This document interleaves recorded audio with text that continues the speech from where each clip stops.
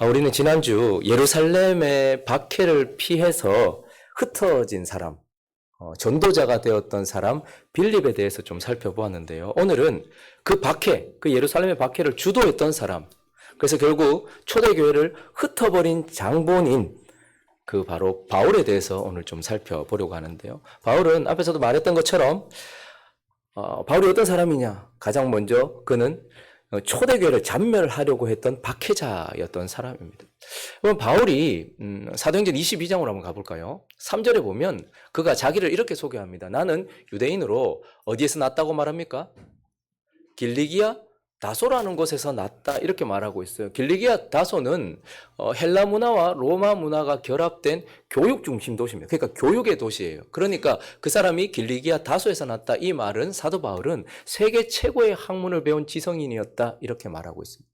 그리고 또요, 그 성에서 자랐는데 이후에는 가말리엘 문화에서 우리 조상의 율법의 엄한 교훈을 받았다 이렇게 얘기하고 있어요.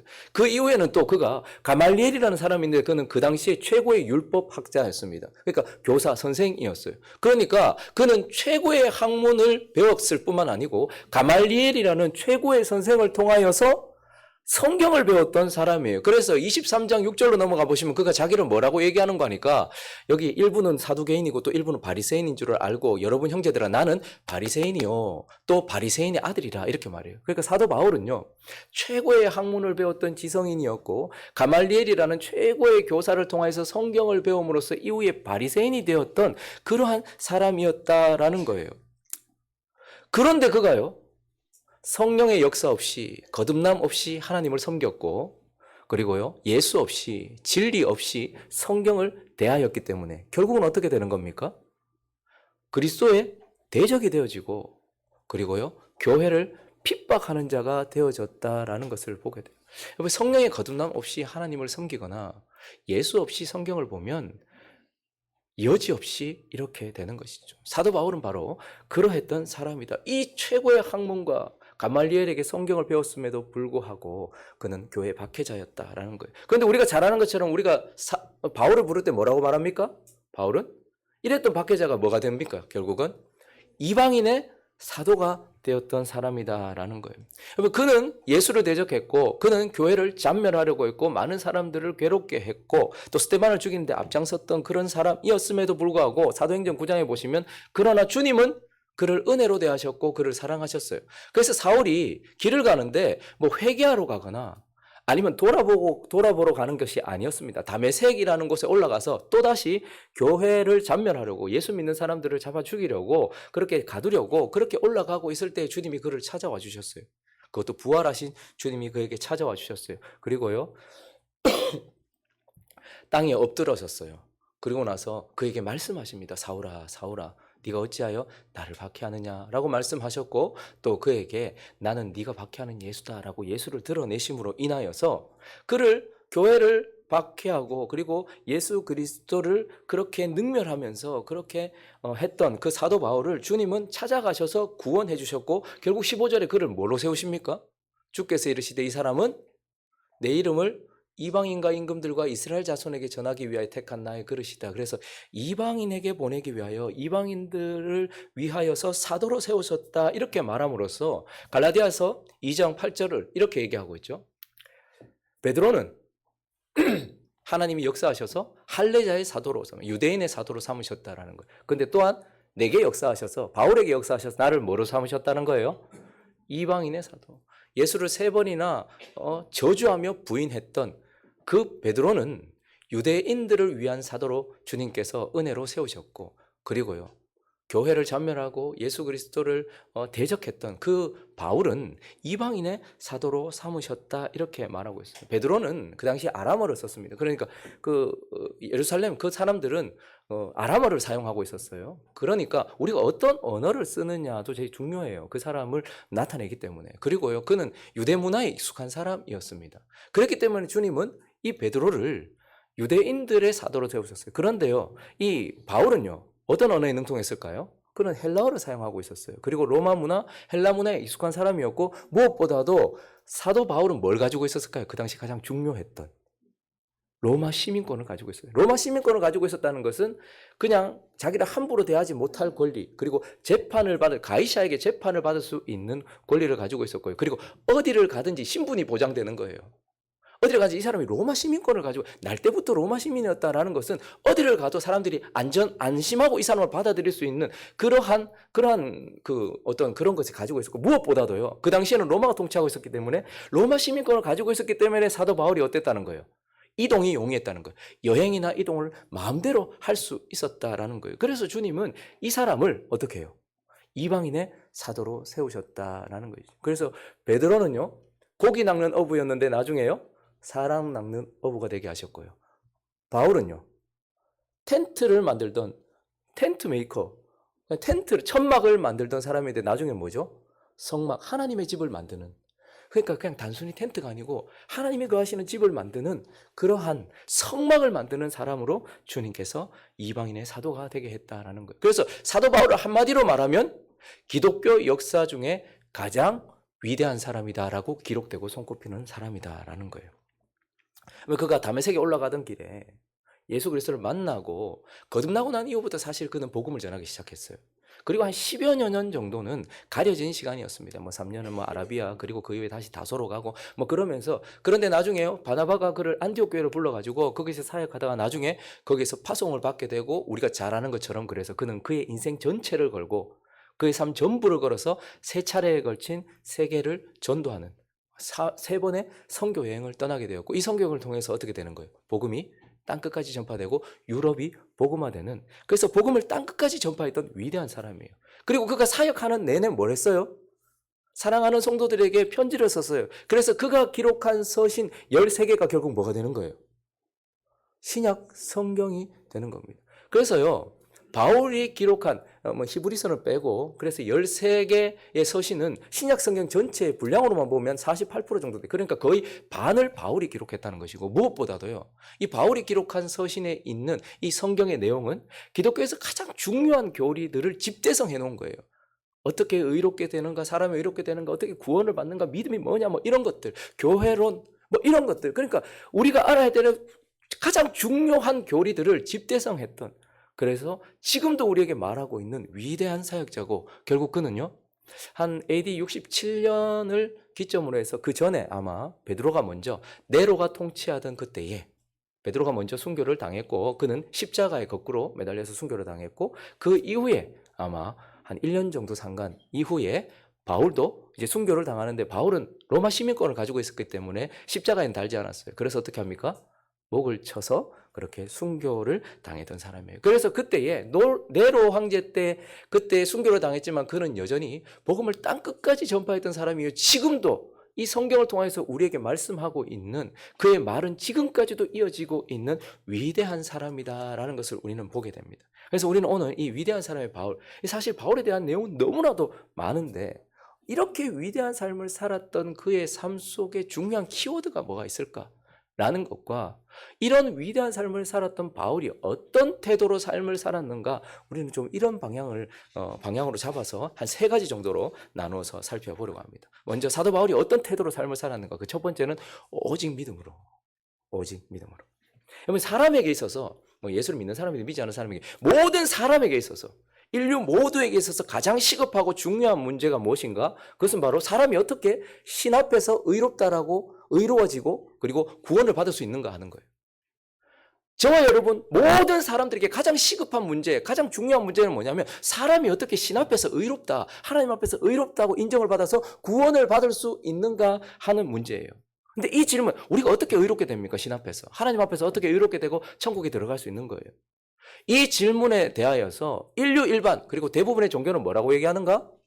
선행으로, 착하게 살면 이라고 일반적으로 대답을 해요. 자, 그런데 이 질문에 대하여서 하나님이 선택하셨던 이스라엘, 그리고 특별히 계시를 주시고 율법을 주셨던 유대인들은 뭐라고 대답했는가? 뭐라고 대답했습니까? 사람이 어떻게 의롭게 되고 천국에 갈 수 있다고 말했습니까?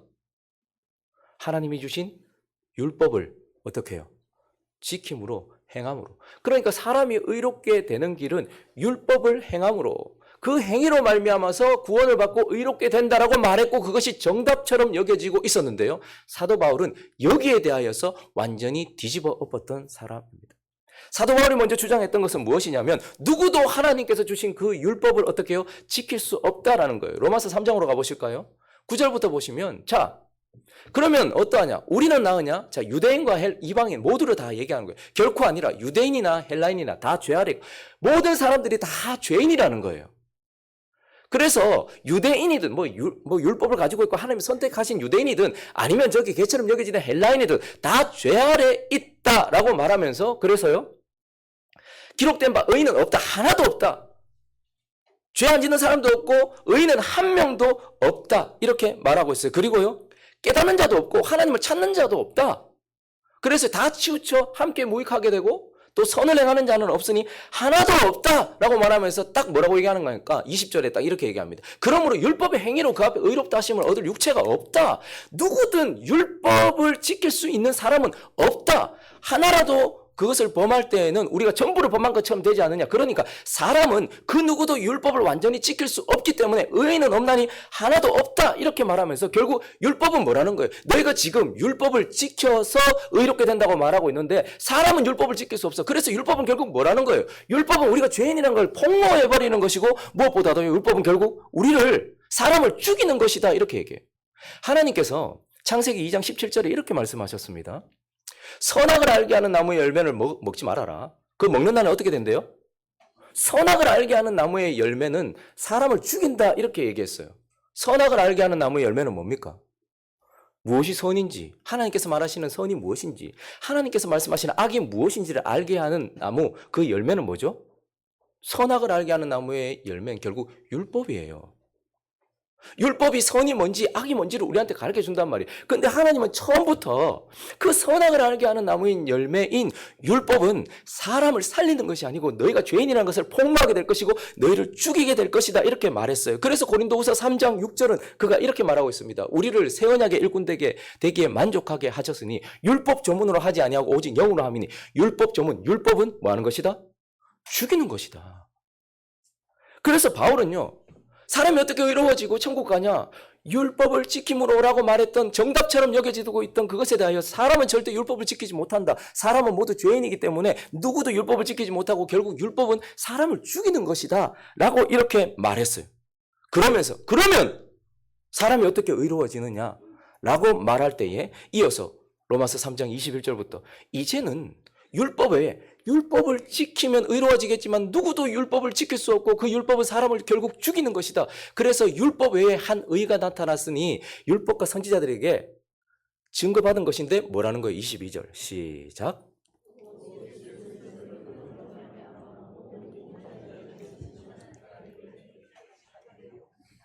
사람들이 선악을 알게 하는 나무의 열매인 이 율법을 지킴으로써 구원을 의롭게 된다라고 말했는데 바울은 아니다라고 말하면서 이제 뭐라고 말합니까? 생명을 주는 나무, 생명나무, 십자가, 그 십자가의 열매 대신 예수 그리스도로 말미암아서 사람이 어떻게 된다는 거예요? 의로워진다는 거예요. 하나님 처음부터 창세기 때부터 그렇게 말씀하셨다는 거예요. 선악을 알게 하는 나무의 열매의 율법은 사람을 죽이는 것이고 생명을 주는 생명나무 십자가의 열매이신 예수 그리스도는 생명을 준다. 그래서 사람이 어떻게 의롭게 되느냐? 예수 그리스도를 통해서 의롭게 된다라고 말씀하셨고 그런데 저기서 예수 그리스도를 뭐함으로? 믿음으로. 그래서 바울은 한평생 우리를 의롭게 하는 것, 우리를 구원하는 것, 그 예수 그리스도를 믿는 믿음, 그 믿음에 대하여 우리에게 끊임없이 선포했던 사람입니다. 그래서요, 많은 믿음이 있어요. 귀신 같은 믿음도 있고요, 가짜 믿음도 있고요, 죽은 믿음도 있어요. 근데 바울은요, 사람을 진짜 의롭게 하고 구원하는 믿음에 대해서 우리에게 가르쳐 줬어요. 사람을 의롭게 만들고 사람을 구원에 이르게 하는 그 믿음, 무슨 믿음이냐? 그가 먼저 말했던 것은 그 믿음은 하나님께서 주신 믿음이다. 하나님에 의해서 생겨난 믿음이다. 이렇게 말을 했단 말이에요. 에베소서 2장 8절에 보시면 너희는 그 은혜에 의하여 믿음으로 말미암아 구원을 받았으니 이것은 이 믿음은 너희에게서 난 것이 아니요 뭐죠? 하나님의 선물이다. 그러니까 어떤 사람은 난 믿는다. 전부 다 믿음으로 살아가는 것 같아요. 그런데요. 정말 의롭게 되고 구원받는 믿음은 하나님이 주셔서 가지고 있는 믿음이에요. 그래서요, 그 믿음은 또 한편 우리에게 이렇게 말하고 있는데 그 다음 절 넘어가 볼까요? 고린도전서 12장 3절에 보시면요. 그 믿음은 어떤 믿음이라는 거예요? 성령에 의하여서 생겨난 믿음이라는 거예요. 그러므로 내가 너에게 알리노니 하나님의 영으로 말하는 자는 누구든지 예수를 저주할 자를 하지 아니하고 또 성령으로 아니하고는 누구든지 예수로 주시라 할 수 없다. 그래서 성령으로 난 믿음, 성령의 역사로 인하여서 난 믿음, 그 믿음이 우리를 의롭게 한다 이렇게 말하고 있어요. 그리고 또 하나 로마서 10장 11절에 17절에 이렇게 말합니다. 그러므로 믿음은 뭐에서? 들음에서 나면 들음은 뭐로? 그리스도의 말씀. 그러니까 우리를 구원하고 우리를 의롭게 하는 믿음은 하나님이 주신 믿음이어야 되고요. 하나님이 성령을 통해서 역사하셔서 내 속에서 만들어낸 믿음이어야 하고요. 말씀을 통해서 내 속에서 만들어진 믿음이에요. 교회에 나오게 했는데 그냥 뭐 이런 인간적인 방법이나 이런 것들을 통해서 교회에 앉혀놓는 게 아니고요. 말씀을 통하여서 말씀을 들을 때에 내 속에서 생겨난 그 믿음이 우리를 의롭게 한다라고 말하면서 하나님이 주신 믿음이 우리를 의롭게 하고 구원한다라고 말했고 무엇보다도요. 사도 바울은 어떤 믿음이 우리를 의롭게 하고 우리를 구원하는가? 살아있는 믿음이. 살아있는 믿음이 우리를 구원하고 의롭게 한다는 거예요. 살아있는 믿음을 다르게 말하면 전인격적으로 반응하는 믿음이에요. 즉 우리의 지성, 우리의 정, 우리의 마음, 우리의 의지, 이 모든 전인격이 다 반응하는 믿음. 그것이 다 반응해서 지성이, 우리의 마음과 감정이, 그리고 우리의 의지가 다 반응하는 그러한 믿음을 살아있는 믿음이다라고 하는 거예요. 그래서요, 정말 우리를 구원하는 믿음은요, 예수 그리스도와 진리에 대하여서 우리가 아는 지성의 역사가 있어요. 안다는 거예요. 우리를 구원하는 믿음은 진리를 아는 것과 관련이 있습니다. 그런데요, 또 하나, 우리의 감정, 우리의 마음과 관련이 있어서요. 그냥 머리로만 아는 것이 아니고요. 또한 어떻게 해요? 우리가 마음으로 그것을 확신하고 붙잡고 동의하고 그것을 내 마음에 새기고 그 말씀이 내 안에서 사랑으로 붙들린 바 되는 역사도 있어야 된다는 거예요. 어떤 사람들은 귀신 같은 믿음을 가지고 있어서 머리로는 다 알아요. 성경에 대해서 다 알아요. 바리새인처럼 다 알아요. 그런데요, 마음에 새겨져 있지 않아요. 마음의 역사가 없어요. 그래서 확신하거나 동의하거나 사랑하거나 붙잡지 않는다라는 거예요. 그러나 살아있는 믿음, 전인격이 반응하는 믿음은요, 진리를 아는 것도 중요해요. 그런데 그 아는 것이 내 마음 가운데 깊숙이 새겨져 있어서 확신하고 동의하고 받아들이고 수납하고 있어야 된다라는 거예요. 그리고요, 또 중요한 것은 뭐죠? 의지가 발동해서요, 그 진리가 나를 움직여야 돼요. 나를 드리는 거예요. 진리를 따라서 내가 움직이는 것. 우리가 하나님의 말씀을 믿는다라면 그 말씀을 따라서 움직이는 것까지. 그래서 의지가 발동하여서 내가 그 말씀을 따라 움직이는 것. 그래서 나를 움직이는 살아있는 믿음이란 전인격이 반응하여서 나를 움직이는 믿음. 그래서 바울은요, 행함으로 우리가 구원받는 거 아니라고 말했어요. 그렇지만 뭐라고 말합니까? 살아있는 믿음이 우리를 의롭게 만들고 살아있는 믿음이 우리를 구원한다라고 말하면서 전인격으로 반응하는 믿음. 진리를 아느냐? 그리고 그 진리를 붙들고 사랑하느냐? 그리고 그 진리에 너를 드리느냐? 그 믿음이, 살아있는 믿음이, 너를 움직이는 믿음이, 나를 움직이는 믿음이 우리를 의롭게 한다 이렇게 말했어요. 제가 예전에 한번 예화를 든 적이 있었는데 이 예화가 진짜 있었던 일인지 아니면 그냥 이런 것들을 설명하기 위해서 만들어진 이야기인지는 확실하게 모르겠는데요.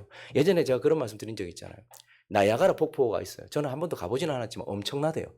근데 그때 아주 오래 전에 한 70년대쯤에 이 나야가라 폭포 저 끝에서 이 끝까지 줄을 연결하고 커다란 줄을 연결하고 거기를 줄을 그냥 이렇게 중심을 잡아서 지나간 사람이 있었어요. 근데 그 사람은 원래 유명한 사람이었대요. 그러한 이렇게 묘기 같은 걸 잘 부리는 사람이었는데 이 나야가라 폭포가 이렇게 바람도 많이 불고 그리고 또 밑에가 좀 압도적이잖아요. 그러니까 그때 많은 기자들도 모였고 그렇게 했다는 거예요. 그래서 이쪽 편에서 이제 줄을 연결하고 여기서부터 오는 사람을 보면서 막 박수를 치면서 기다리고 있었다는 거죠. 근데 이 사람이 진짜요, 딱 봉 하나 들고 그 줄을 그냥 중심을 잡아서 나야가라 폭포를 지나와서 거기 왔던 거예요. 사람들이 박수를 치고 환호를 하고 난리를 쳤어요. 그런데 그 중에 가장 환호하던 사람, 그 사람이 그 앞에서 막 대단하다고 얘기했을 때 이 사람이 뭐라고 얘기했는 거 아니까, 사실 나에게 있어서 그냥 이 줄을 지나가는 것은 아무것도 아니라고. 이건 나에게 있어서 쉬운 일입니다. 나는 사실 내 등에 누군가를 업고도 여기를 지나갈 수 있습니다. 이렇게 말했을 때 거기에 막 환호했던 사람이 그럴 수 있을 것 같아요. 정말 그럴 것 같아요. 라고 이렇게 얘기한 거예요. 그러니까 이 사람이 뭐라고 했을까요? 이 사람한테? 그럼 당신이 나에게 업히세요. 진짜 내가 그렇게 할 거라고 생각한다면, 믿는다면 나에게 업히세요. 라고 얘기했을 때 이 사람이 어떻게 했을까요? 욕을 하고 쌍욕을 하고 근데 그 가운데 이 사람이 지인이 있었다는 거예요. 친구가 있었다는 거예요. 근데 그 사람은 야, 내가 여기 건너왔는 거 들었지? 봤어. 그리고 나에게 있어서는 이거 건너는 거 아무것도 아니라는 거 너 아냐? 내가 정말 누군가를 등에 업고도 내가 건널 수 있다는 거 너 진짜 그 확신이 드냐? 동의가 되냐? 나는 네가 그렇게 할 거로 충분히 나는 그렇게 네가 내 등에 업힐 수 있겠느냐? 라고 업고 지나갔다라는 거예요. 믿음이 뭐냐? 그냥 단지 지적으로 동의하고 아는 것, 내 마음에 그냥 어느 정도 있는 것이 아니고 정말 그렇게 믿었다면 어떻다는 거예요? 거기에 자신을 드리는 전인격적인 반응, 나를 움직이는 믿음, 그것이 나를 그래서 행위로 우리가 구원받는 건 아니에요. 그러나 뭐죠? 살아있는 믿음은 반드시 뭐가 따라오는 거예요. 내가 움직이는 행위가 따라오더라라고 말하면서 바울이 계속해서 주장했던 것은 무엇이냐면 오직 믿음이라는 거예요. 오직 믿음이 사람을 의롭게 한다는 거예요. 그리고 오직 믿음이 그 사람을 성화시키더라는 거예요. 오직 믿음이 하나님을 기쁘시게 하더라는 거예요. 오직 믿음으로 하는 것만이 하나님이 받으시더라라고 말하면서 그는 율법이 아니라 선악을 알게 하는 나무의 실과인 율법이 아니라 생명을 주는 나무의 실과 그리고 율법을 마치신 율법을 완성하신 그 생명나무의 실과이신 예수 그리스도 그를 어떻게 해요? 믿음으로 우리가 의롭게 되고 그를 붙잡음으로써 의롭게 되고 그를 붙잡고 그와 함께함으로써 우리가 성화되어져 간다라고 말하면서 믿음을 주장했을 뿐만 아니라 한평생 뭐로 살았어요? 이 믿음으로 살았어요. 이 믿음으로 주님께 전인격적으로 반응했고 주의 말씀에 전인격적으로 반응하면서 이 믿음으로 살았던 오직 믿음으로 살았던 사람 그가 바로 사도 바울이라는 거예요. 그러면서 우리에게 뭘 말씀하시는 걸까요? 저와 여러분은 지금 뭘로 살고 있습니까? 예수 그리스도에게 전인격적인 믿음을 보이고 있습니까? 정말 하나님을 믿는다라고 말하면서 내 삶을 드리냔 말이에요. 지적으로 알고 마음으로 동의하고 확신하고 붙들고 그래서 나를 움직이고 있는 거예요. 그래서 나의 삶은 나의 발걸음은 나의 행위는 진리를 따라 움직이고 있는가? 예수를 따라 내 속에 계신 성령을 따라 움직이고 있는가? 그래서 나는 진짜 믿음으로 살고 있는가? 오늘 바울을 통해서 하나님은 우리에게 말씀하시면서 오직 믿음으로 살았던 바울 그리고 우리에게 오직 믿음으로 살아야 된다라고 말씀하고 있는 거예요. 그리고 또 하나 바울의 인생의 중요한 키워드 그가 삶을 살아갔던 이 위대한 삶을 살아갔던 태도 중에 또 하나는 날마다 죽음으로 살았다는 거예요. 사람이 어떻게 신 앞에서 하나님 앞에서 의롭게 되는가 그 질문 다음으로 이어질 질문은 뭐겠어요? 자, 만약에 그렇다면 누군가가 하나님 앞에 의롭게 되었다. 그러면 그 다음으로 이어지는 질문은 하나님 앞에 구원을 받은 사람, 하나님 앞에 의롭다함을 받은 사람은 어떻게 살아야 되는가예요. 하나님이 저 사람을 의롭다 했다면 그 의롭다함을 받은 사람은 그가 어떻게 살아가야 되지? 그의 오늘은, 그의 날마다는, 그의 매일은 어떻게 살아야 되는가 하는 것이죠. 그래서 우리는 먼저 하나님께 의롭게 되었다라는 사람의 현실을 직시해 볼 필요가 있어요. 여러분, 저와 여러분이 하나님께 의롭게 된 줄로 믿습니다. 저와 여러분이 구원받은 줄로 믿습니다. 그러면 이 구원받은 우리의 상태, 구원받은 우리의 현재, 이 구원받은 우리의 현실, 이 상태가 어떠한가에 대해서 알아야 되는데요. 먼저 구원받기 전에는 어땠을까요, 우리가? 에베소서 우리가 잘 아는 에베소서 2장 1절부터 보면요. 허물과 죄로 죽었대요. 여기서 말하는 죽었다는 것은 육신이 죽었다는 것이 아니라 뭐가 죽었다는 거예요? 죄로 인해서 우리의 영은 죽었다라는 거예요. 자, 그러니까 우리가 구원받기 전에, 의롭다함을 받기 전에, 의인이 되기 전에는 우리는 우리의 영은 죽은 상태였다. 그래서 하나님께 반응한다, 못한다? 못해요. 하나님께 반응 절대 안 해요. 그리고 2절에도 보니까요. 그때 너희는 그 가운데 행하여 이 세상 풍조를 따르고 공중의 권세자를 따라서 지금의 불순종의 아들들 가운데 역사하는 영이에요. 그래서 하나님께 반응하지 못하고 그냥 막 살았다라는 거예요. 영이 죽었기 때문에. 영이 죽었다는 것은 영이 없다는 것이 아니고 영이 하나님께 반응하지 못하고 하나님과의 관계가 끊어졌다는 거예요. 그래서 우리의 영은 하나님과의 관계가 끊어진 영적인 죽음 가운데 있었고요. 그 다음에 3절에 보니까요. 우리의 마음은요. 육체의 욕심을 따라 지내며 육체와 마음에 원하는 것들. 그래서 우리의 마음은 부패했었다는 거예요. 영은 죽었고 우리의 마음은 죄로 인하여 부패했다. 그래서 부패한 본성을 따라서 살아갔다는 거예요. 그래서 내 마음대로 살았다는 것은 결국 부패한 본성을 따라서 살아갔다는 거예요. 그러니까 우리가 구원받기 전에는 영은 죽어 있었고요. 우리는요, 부패한 마음을 따라 나 자신을 추구하면서 자아를 추구하면서 살아가고 있었고 결국 우리의 몸이 죽을 때까지 그냥 그렇게 산다라는 거였어요. 자, 그런데요, 이제 우리가 믿음으로 의롭게 되었어요. 자, 의롭게 되었다. 그렇게 구원을 받은 우리는 그러면 어떻게 되었을까요? 에스겔을 통해서 예언하신 그대로. 자, 이제 구원받았다. 우리가 의롭게 되었다. 이제 의롭게 되는 우리의 상태는 뭐냐면 그때 이렇게 약속하셨는데 이 일이 우리에게 이루어졌어요. 또 새 영을 너희 속에 두게. 우리의 영이 원래는 어땠다고요? 죽었었죠. 그런데요, 우리가 의롭게 되고 구원받으면 우리의 영을 어떻게 하신대요? 새 영, 영을 살려주신다라고 이렇게 이야기하고 있어요. 그리고요, 또 뭐를 주신대요? 새 마음을 주신다라고 말해요. 그래서요, 이게 딱딱하게 굳어있던 하나님께 반응하지 못하고 죄에만 반응하던 우리의 마음, 이 딱딱한 마음들을 부드럽게 해주신다. 그래서 영이 죽었고 부패한 마음으로 살아가던 우리가 구원을 받으면요, 영이 살아나게 되고, 그래서 하나님께 반응하게 되고, 진리를 알아듣게 되고, 진리에 반응할 수 있게 되고, 그리고 우리의 마음은 어떻게 된대요? 새로운 마음을 주셨대요. 그래서 하나님께 대한 부드러운 마음을 주셨다라는 거예요. 자, 그래서요, 또 내 영을 너희 속에 두었다. 자, 놀라운 일이 일어났어요. 구원받은 사람들, 여러분, 오늘 이게 되게 교리적인 것이기 때문에 정신을 바짝 차리고 들으셔야 돼요. 지금 마음이 어떠세요? 괜찮으세요? 지금까지 다 알아들으신 거죠? 알아들은 표정으로 가야 돼요. 자, 그전에는 우리 속에 영이 죽었어요. 그리고요, 부패한 마음으로 살아가고 있었어요. 그리고 언제요? 몸의 생명이 죽을 때까지 그냥 살다가 죽는 거죠. 그리고 지옥 가겠죠. 자, 그런데 우리가 그리스도를 믿음으로 인하여서 의로운 사람이 되었고 구원받은 사람이 되었어요. 그랬더니 하나님 어떻게 하셨는가 하니까 우리의 영을 살리셨대요. 그리고요, 우리의 마음을 새롭게 해주셨대요. 그 부패한 마음을 씻어서 새롭게 해주시고 하나님께 반응할 수 있는 부드러운 마음을 주셨대요. 그리고 또 뭐라고 말합니까? 그냥 내 영만 살리고 내 마음만 새롭게 하신 것이 아니고 우리 속에 뭘 주셨대요? 내 영, 성령을 주셨다라는 거예요. 자, 그래서 이제 우리가 구원받았다라는 것은요, 여러분, 알게 하는, 선악을 알게 하는 지식은요, 우리를 구원할 수 없어요. 왜냐하면 알아도 우리가 할 능력이 안 되잖아요. 상담을 받았습니다. 병원에 갔어요. 자, 요렇게 하면 낫습니다. 요렇게 하면 낫습니다. 이렇게 얘기하는데 알기는 알겠는데 그거 할 능력이 우리한테 없잖아요. 그런데요, 하나님께서 구원받은 우리에게는 어떻게 하십니까? 우리에게 성령을 주셔서 우리에게 알려도 주시고 그 성령이 우리에게 뭐죠? 힘을 주셔서 할 수 있는 능력이 되어 주신단 말이에요. 그래서 구원받은 사람은요, 영이 살았고요, 새 마음을 얻었어요. 그리고 이 속에서 성령이 우리를 인도하시고 성령이 역사하기 시작해서 구원받은 사람은 이제 뭐죠? 하나님의 말씀과 하나님의 뜻을 따라 살아갈 수 있도록 조치를 했다, 이 말입니다. 구원받았다라는 것은 이렇게 이제 영이 살았고 마음이 변화되었고 우리 속에 성령이 계시기 때문에 하나님께서 인도하시는 것을 알아듣게 되고, 그리고 그분으로부터 힘을 공급받아서 그러한 삶을 살아갈 수 있는 또 다른 길이 열렸다라는 것을 우리에게 얘기해요. 그러나 또 다른 한 국면이 있습니다. 구원받은 우리가 이제는 하나님의 뜻을 따라 살아갈 수 있는 길이 열렸다. 근데 또 다른 국면 하나가 있어요. 그건 무엇이냐면 여전히 우리 속에 죄가 있다라는 거예요. 로마서 7장 15절부터 17절까지. 이것은 구원받은 사람의 절규입니다. 내가 행하는 것을 내가 알지 못한다.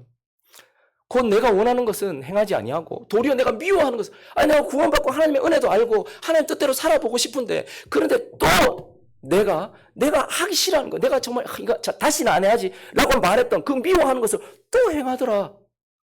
그래서 만일 내가 원하지 아니하는 그것을 행하면 이로써 내가 율법이 선한 것도 알고, 선한 것이다 알고, 그리고요 17절에 보니까요, 이제는 그것을 행하는 자가 내가 아니고 뭐라는 거예요? 내 속에 가는, 내가 하나님의 은혜로 내 영이 살았고 새 마음을 얻어서 성령을 통해서 하나님의 뜻대로 살아가고 싶은데, 근데 또 하나 내가 원하는 것을 하지 않고 원치 않은 것을 자꾸 죄를 짓더라. 이게 뭐지? 라고 봤더니 이제는 이걸 행하는 자는 뭐래요? 내가 아니고 내 속에 거하는 뭐다? 죄다라고 말하면서, 우리가 구원받았다 할지라도 구원받은 자에는 성령이 계시고 새 영과 새 마음으로 이렇게 하나님의 뜻대로 살아갈 수 있는 길이 열려 있는가 하면, 또 한편 여전히 뭐가 남아있다는 거예요? 우리 속에 죄가 남아있고, 그리고 그 죄와 함께 그 다음 8장 로마서 8장으로 넘어가 보시면요, 육신이 역사하더라는 것을 얘기해요. 자, 육신의 생각은 하나님과 원수가 되나니 이는 하나님의 법에 굴복하지 아니할 뿐 아니라 할 수도 없음이라. 육신에 있는 자들은 하나님을 기쁘시게 할 수 없다라고 말하면서, 구원받았음에도 불구하고 구원받은 자는 우리 속에 성령이 계셔서 하나님의 뜻대로 살아갈 수 있는 길이 있지만, 그러나 구원받았음에도 불구하고 여전히 나와 분리된 죄가 있고, 이 죄가 육신을 통해서 나타나더라라는 거예요. 여기 육신은 뭐죠? 자, 죄는 일반적인 악이에요. 우리 모두에게 있는 악이에요. 그런데 육신은요, 우리 안에 있는 죄가 각 사람의 개성을 타고 드러나 표현되어지는 것이에요. 여러분, 우리 속에는 다 똑같은 죄거든요. 똑같은 악이 있어요. 이게 다 보편적이에요. 그래서 그 죄는 똑같아요. 그런데요, 저와 여러분은 각자 기질과 체질이 다 달라요. 살아왔던 환경이 다 달라요. 그러니까요, 똑같은 죄가 각자의 개성을 타고 나타나는 것, 그게 뭐냐면 육신이에요. 그래서 어떤 사람은요, 음란해요. 똑같은 죄로 말미암아서 이 사람의 기질과 체질에 따라서, 이 사람이 살아왔던 환경에 따라서 이 사람은 이 죄가 육신으로, 음란한 육신으로 드러나요. 또 어떤 사람은요, 거짓된 육신으로 드러나요. 그러니까 이 나라는 존재, 나의 체질, 기질, 우리는 다 각각 다 달라요. 근데 우리 속에 뭐가 있다고요? 죄가 남아있더라는 거예요. 그래서 그 죄가 각 사람의 기질과 체질을 타고 드러나 보이는 것, 그래서 다양하게 나타나는 죄의 모습이 뭐라는 거예요? 육신이라는 거예요. 자, 그래서 우리가 구원받은 사람의 현실은 어떠냐 하면 구원받았어요. 죽었던 영이 살아났고 우리의 마음이 새롭게 되었어요. 그리고 우리 속에는 성령이 계셔서 우리를 인도하시고 또 우리에게 힘을 주셔서 하나님의 말씀대로 살아갈 수 있는 길도 있어요. 자, 그런데 여전히 우리 속에 또 뭐가 있대요? 죄가 있고요. 우리의 옛사람, 내가 하나님 없이 살아왔던 이 죄를 따라서 살아왔던 이 육신이 내 속에 여전히 있어요. 그래서요, 이것을 따라 살 수도 있더라 라고 말하면서 구원받은 사람은 성령을 따라 하나님을 향하여 살아갈 수도 있고 또 구원받은 사람은 여전히 옛사람, 하나님 없이 살았던 그 익숙한 옛사람의 방식대로 그 옛사람이 나를 인도하는 대로 그 방식 그대로 옛사람을 따라서도 살아갈 수 있더라 이렇게 말하면서 이게 구원받은 사람의 현실이다 이렇게 말하고 있어요. 그래서 로마서 8장 12절부터 14절까지 이렇게 말하는 거예요. 그렇기 때문에 형제들아 우리가 하나님의 은혜로 빚진 자로 구원받았지 않느냐. 그러니까 어떻게 해야 된다는 거예요? 육신에게 져서 육신대로 살 것이 아니다. 육신은 우리를 강력하게 잡아서 익숙하잖아요. 하나님 없이 살았던 죄를 따라서 내 습관대로 내가 살고 싶은 대로 살았던 내 육신대로 사는 것 그게 익숙하잖아요. 근데 우리는 빚진 자다. 하나님의 은혜로 예수 그리스도의 피값으로 우리는 빚져서 구원받았잖아. 그러니까 육신대로 살지 마라. 너희가 육신대로 살면 반드시 죽을 것이다. 영적인 생명이 사라질 것이다. 그러니까 어떻게 하라는 거예요? 영으로서 몸의 행실을 죽이면 살리니 어떻게 해요? 무릇 하나님의 영으로 인도함을 받는 사람은 곧 하나님의 아들이라. 그러니까 우리는 지금 현재 성령의 역사를 통하여 영을 따라 살 것인가 아니면 죄의 역사를 통하여 육신을 따라 살 것인가 그 중간에 서 있고 하나님은 우리에게 뭐라고 말하는 거예요? 육신을 따라 살지 말고 어떻게 하라는 거예요? 영을 따라 살아라. 매일 그렇게 살아라. 라고 이렇게 말하고 있는 것입니다. 여기까지 이해 오케이? 오케이. 자, 그래서 사도 바울은 이렇게 얘기하는 거예요. 갈라디아서 2장 20절 이렇게 얘기합니다. 내가 그리스도와 함께 십자가에 못 박혔다. 죽었다. 이렇게. 먼저 사도 바울은 내가 그리스도와 함께 십자가에 못 박혀 죽었다. 이렇게 얘기해요. 자, 우리가 예수를 믿을 때 예수가 우리를 위하여 우리의 죄 때문에 죽어주셨잖아요. 아멘입니까? 근데 그걸 믿는 순간 우리는 또 뭘 믿는 거예요? 예수가 나 때문에 대신 죽었잖아요. 그러니까 저 죽음은 누구의 죽음이라는 거예요? 나의 죽음이라는 거예요. 내가 육신을 따라 살았던 내 삶의 결과라는 거예요. 그렇기 때문에 예수가 죽었다는 것을 믿는 순간 바울은 뭘 믿었다는 거예요? 내가 그리스도와 함께 나도 죽었다라고 믿는 거예요. 구약 백성들이요. 제사를 지낼 때마다 죄를 짓고 나서 대제사장 앞에 갑니다. 그리고 나서 어떻게 해요? 흠없고 점없는 어린 양을 데리고 와요. 그리고 나서 어떻게 합니까? 자기의 죄를 여기 전가시켜요. 그래서 나 죄 때문에 대신 희생양이 죽어요. 그 죽는 순간 희생양이 죽을 때 그는 어떻게 생각했을까요? 내가 희생양과 함께 죽었다라고 생각했던 거예요. 그러니까 바울이 뭐라고 얘기하는 거니까 내가 그리스도와 예수 그리스도께서 나를 위해 십자가에서 죽으셨을 때 나의 죄 때문에 십자가에 죽으셨을 때 나도 어떻게 해요? 그리스도와 함께 어떻게 됐다는 거예요? 십자가에 죽었다. 나도 이제 죄 짓고 육신을 따라 살고 죄를 따라 살던 나는 십자가에서 죽었다. 이렇게 믿었다라는 거예요. 그리고 나서 그가 또 뭐라고 믿었다라는 거예요. 그 다음에 고린도후서 5장 17절 그가 또 이렇게 얘기합니다. 그런즉 누구든지 그리스도 안에 있으면 새로운 피조물이라 이전 것은 지나갔으니 보라 새 것이 되었도다 라고 말하면서 이제 뭐라고 말하는 거예요?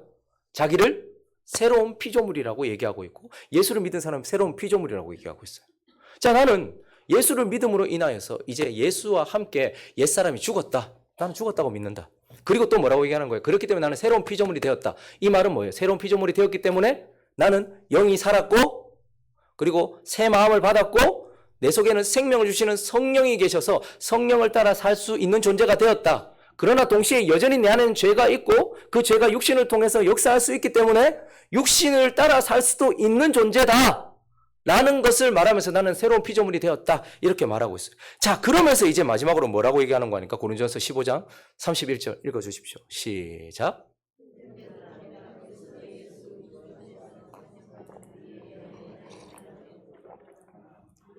나는 날마다 죽노라. 자, 나는 영이 살았고 내 안에 성령이 계시고 나는 새로운 피조물이 되어서 하나님 말씀대로 살아갈 수 있어. 그러나 여전히 내 안에는 죄가 있고 육신이 역사할 수 있기 때문에 이것을 따라서도 살 수 있어. 그렇기 때문에 나는 어떻다는 거예요?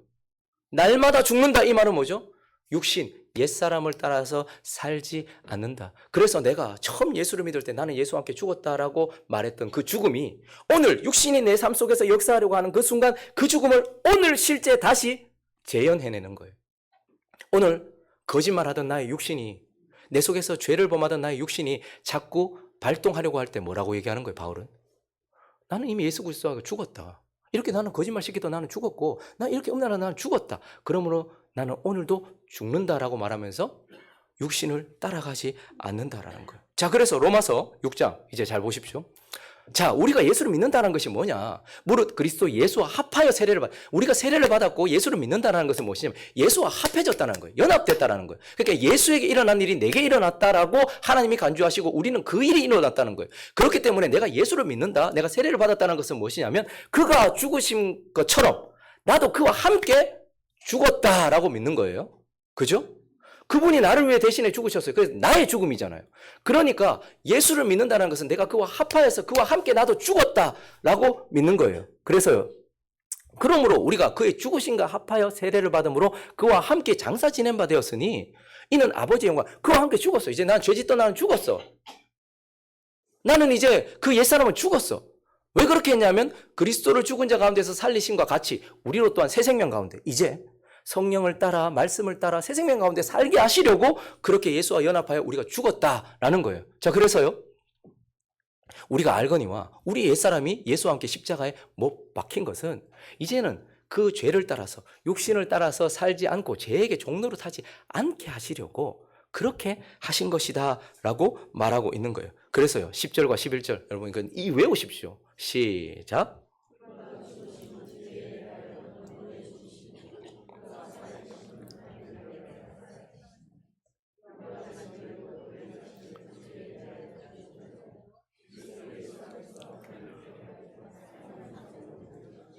자, 바울이 복음을 듣고 예수를 믿었어요. 그래서 예수가 나를 위해 십자가에 죽으셨구나. 아, 나의 죽음이었구나. 그래서 바울은 뭐라고 믿었다는 거예요? 그러니까 나도 예수와 함께 죽었다. 이렇게 죄짓던 나의 옛사람, 옛 바울, 나는 죽었다라고 믿었다는 거예요. 그래서 이제 나는 내 안에 성령이 오셨고 내가 새 생명을 가지고 있기 때문에 하나님의 뜻대로 살아갈 수 있지만 여전히 내 안에는 죄가 있고 육신을 따라 살아갈 수 있는 길도 있다. 그렇기 때문에 오늘도 내 안에서는 육신이 발동하여서 또 옛날처럼 죄를 지었게 만들려고 하고 음란하게 만들려고 하고 거짓으로 만들려고 하고 끊임없이 나를 움직이려고 할 때 근데 바울이 뭐라고 얘기하는 거예요? 나는 날마다 죽는다라고 말하면서 이때 죽었던 이 죽음을 지금 오늘 실제화시키는 거예요. 그래서 육신이 발동하려고 할 때마다 어떻게 하는 거예요? 내가 그리스도와 함께 죽었다라는 그 죽음이 오늘 실제가 되도록 나는 죽었다라고 말함으로써 어떻게 해요? 나는 죽었기 때문에 이 육신을 따라가지 않는 거예요. 옛사람 방식대로 살아가지 않는 거예요. 그래서 육신대로 살아가지 않는 거예요. 내가 오늘 죽었다. 내가 오늘 그리스도와 함께 죽었고 내가 이미 그리스도와 함께 죽었기 때문에 나는 이 육신대로 살던 나는 죽었기 때문에 이 죽음이 오늘 나에게 실제가 되게 함으로써 내가 육신을 따라가지 않는 거예요. 그래서 내가 육신을 따라가지 않음으로 어떤 일이 생기는 거예요? 육신대로 살지 않음으로 인하여서 죄가 발현되지 않는 거예요. 그래서 죄가 제거되는 삶으로 우리가 인도함을 받는 거예요. 바울은 내가 그리스도를 믿는 순간 예수 그리스도와 함께 십자가에 못 박혔는데 그런데 내가 살아가는 동안 여전히 내 안에 있는 죄가 육신을 통하여서 나를 이끌려고 할 때 그때 나는 내가 그리스도와 함께 나는 이미 이런 짓을 하던 나의 옛사람은 죽었어. 나는 이때의 죽음을 오늘 다시 적용을 시켜서 나의 육신 그래서 계속 이미 죽은 육신의 죽음을 오늘 내게 실현시키면서 죽음으로 살았던 거예요. 그러니까 내 안에 육신을 따라가지 않음으로 인해서 어떻게 되는 거예요? 육신을 따라 살지 않음으로써 내 안에는 죄가 발현되지 않는 거예요. 죄가 제거되는 삶으로 이어지고 있었다. 이렇게 말씀하고 있는 거예요. 그래서 오늘 주님은 바울을 통해서 우리에게 이와 같이 우리 또한 그러한 삶을 살아야 된다는 거예요. 여러분 자꾸 예수를 믿고 안 변하는 사람들이 많아요. 왜 그럴까요? 노력을 안 해서가 아닙니다. 날마다 죽어야 되는 십자가를 적용시키지 않는 거예요. 옛날에 하던 그대로 나타날 때 우리가 먼저 고백해야 될 건 뭘까요? 이랬던 내가 예수 그리스도와 함께 십자가에 죽었다는 거예요. 그리고요. 그러한 죽은 모습이 내게 발현되려고 할 때 어떻게 될까요? 나는 오늘도 죽는다. 내가 이미 죽었기 때문에 나는 오늘도 육신을 따라가지 않는다라는 그러한 십자가, 그 죽음이 오늘 내게 실제가 되는. 그래서 예전에는 맨날 음란한 삶을 살았던 사람이 있어요. 그런데요, 살다 보니 또 음란이 쓱 올라와요. 그때 우리가 어떻게 해야 될까요? 막 노력하는 게 아니고요. 이렇게 음란했던 나는 죽었잖아. 그게 사실이잖아요. 예수 그리스도와 함께 죽었잖아요. 그렇기 때문에 어떻게 하는 거예요? 그 죽음이 오늘 내게 실제가 되도록 나는 죽었다. 그래서 육신을 따라가지 않고 영을 따라 살기 시작하면 육신이 내 가운데서 죽음으로 이어지고 이미 죽은 그 육신이 오늘 내 삶 속에서 죽음으로 이어지고 그래서 육신을 따라가지 않음으로 인하여서 죄가 우리 삶 가운데서 제거되어지고 사라져가는 그러한 과정을 걷게 된다라고 말하면서 이걸 영적인 싸움이라고 합니다. 이렇게 해야지 사람이 변합니다. 어떤 사람이 폭력적이에요. 상담도 받고 약도 먹어봐요. 근데요, 그 사람은 절대 변할 수 없어요. 왜요? 그냥 그 사람이 노력하는 거예요. 이미 죽지 않은 그냥 자기가 나 이제 새 사람 될래. 나는 이제 새 사람 될 거야. 그 사람은 여전히 그 사람인 거예요. 그러나 저와 여러분은 달라요. 저와 여러분은 실제로 믿음으로 인하여서 예수 그리스도와 함께 죽었다는 말이에요. 그러니까 우리는 새 사람이라는 말이에요. 그렇기 때문에 우리가 새 사람으로서 이 죽음을 계속해서 적용시키는 거예요. 그래서 바울은 날마다 죽었다.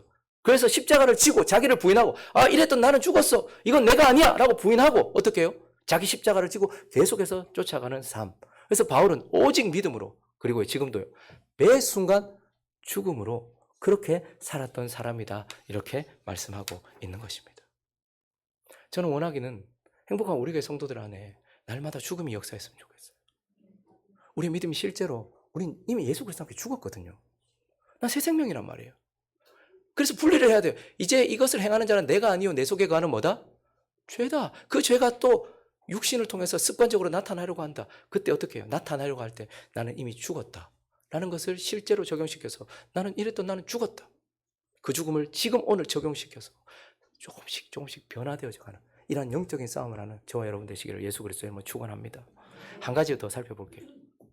바울에게 있어서 중요한 어떤 키워드, 그의 삶의 태도 또 하나는 표대. 그 표대를 향해서 계속 가더라는 거예요. 바울은 진짜 위대한 사람입니다. 위대한 삶을 살았고요. 실제로 그 삶의 과정만 위대했던 것이 아니고 엄청난 결과를 남겼죠. 그리고 위대한 업적들을 진짜로 많이 남겼어요.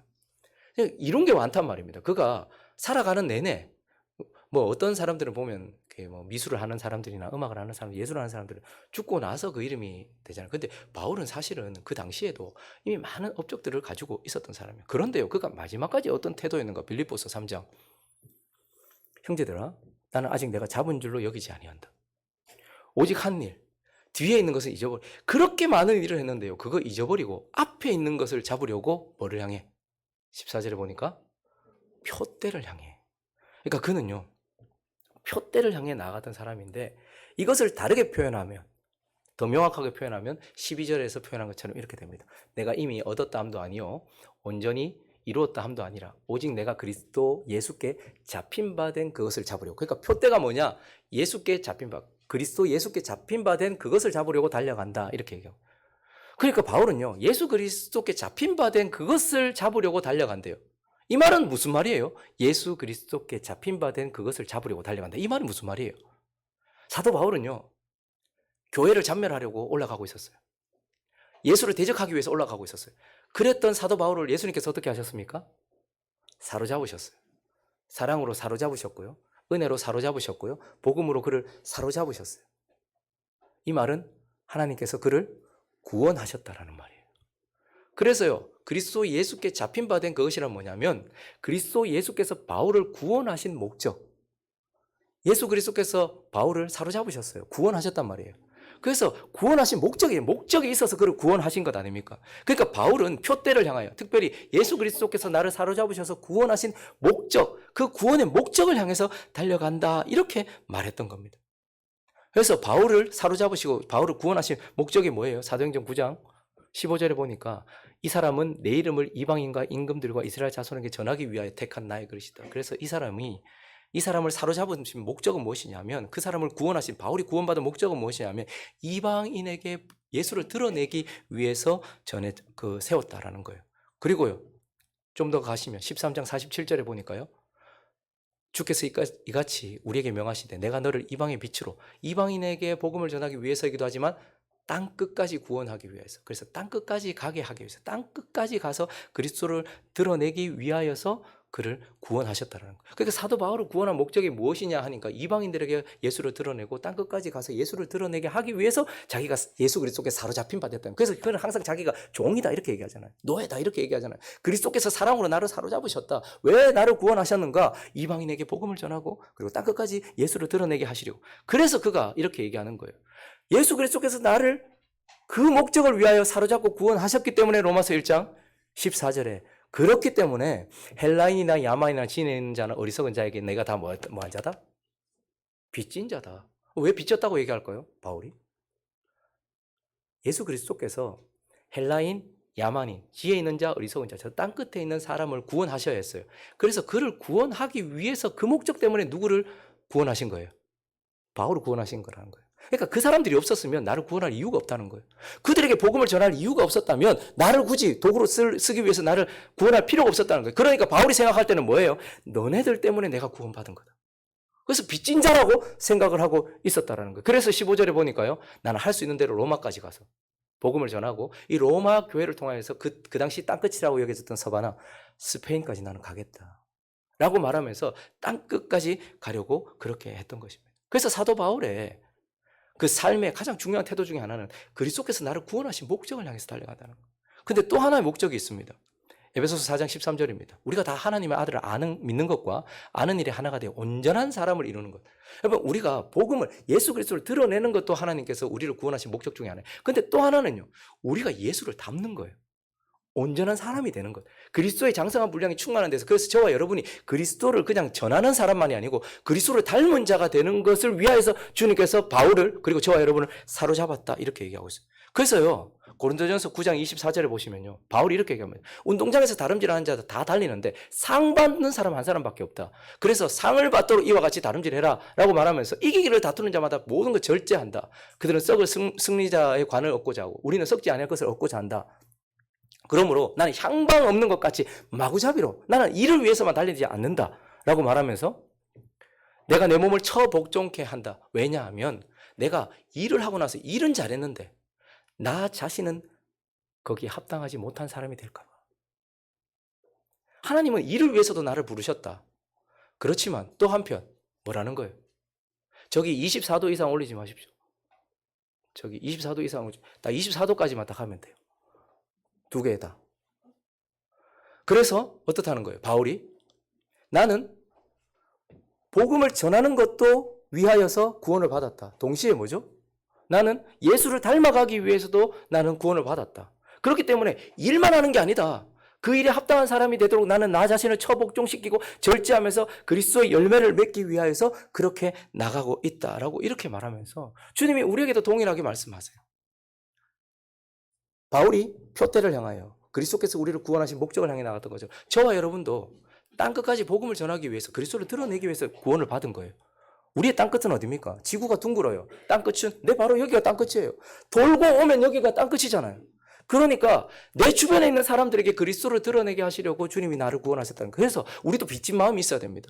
내 옆에 있는 그 사람, 내 배우자, 예수 모르는 사람들, 저 사람들을 너무 사랑하셔서 저 사람들을 구원해야 됐는데 그것 때문에 나를 구원했다는 거예요. 바울은 자기를 아주 하찮게 여기고 저 사람들을 너무 사랑했는데 그래서 저 사람들을 구원하기 위해서 자기를 구원한 것처럼 내 주변에 있는 사람, 내 자녀, 예수 모르는 사람들 그 사람들을 어떻게 해요? 건지기 위하여서 그 사람들 너무 사랑하신 주님이 그 사람들에게 복음을 전해야 되는데 그것 때문에 나를 구원했다.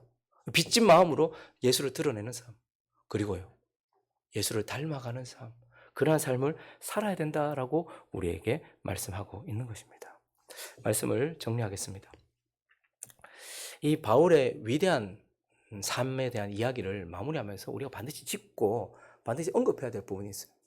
정말 이 위대한 삶을 살았던 바울을 이렇게 위대하게 만들었던 요소가 뭐냐는 거예요. 이 엄청난 삶을 살았던 이 바울이 이러한 위대한 삶을 살게 되었던 이유가 무엇이냐? 우리는 그걸 반드시 언급하고 가야 돼요. 무엇 때문입니까? 오늘 우리가 읽었던 본문 다시 한번 읽어볼까요? 고린도전서 15장 9절 10절 시작.